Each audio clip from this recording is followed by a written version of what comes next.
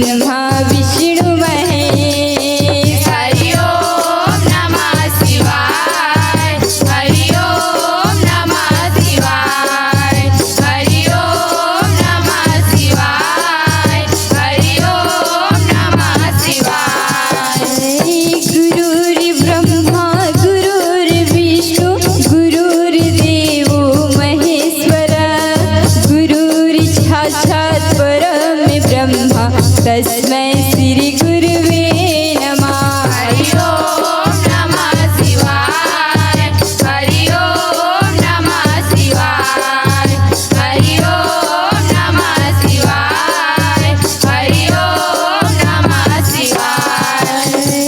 नमो नमो दुर्गेश्वरी, नमो नमो समिलाय, नमो नमो कालिका भवानी लाज रख दे माय। हरि ओम नमः शिवाय, हरि ओम नमः शिवाय, हरि ओम नमः शिवाय, हरि ओम नमः शिवाय। हरि ओम नमः शिवाय, हरि ओम नमः शिवाय। हरि ओम नमः शिवाय, हरि ओम नमः शिवाय।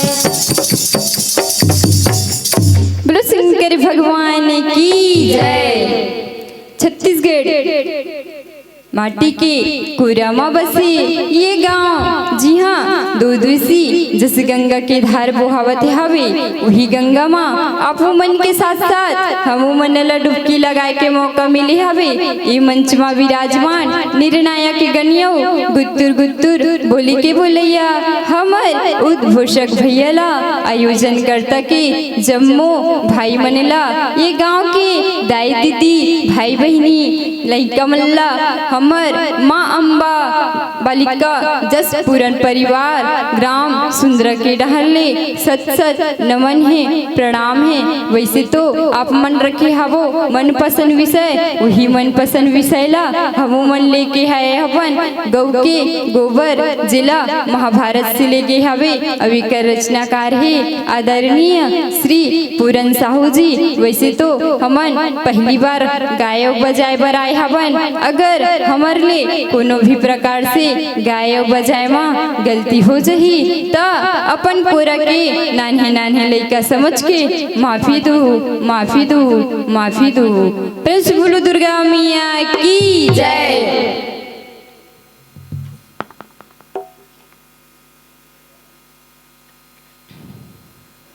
प्रेम से बोलो शीतला मैया की जय। कहती हवों में कहनी सुघर, पवित्र हवे गौ के गोबर, सुनो मन लगाए गौ माता के गोबर मांग, लक्ष्मी हाँ समाए। प्रेम से बोलो लक्ष्मी मैया की जय। प्रेम से बोलो गौ माता की जय। कहती हवों में कहनी सुघर, कहनी सुघर, कहनी सुघर, पवित्र हवे गौ के गोबर, गौ के गोबर, गौ के गोबर। कहती हवों में कहनी सुघर, कहनी सुघर, कहनी सुघर, पवित्र हवे गौ के गोबर, गौ के गोबर, गौ के गोबर। सुनो मन लगाए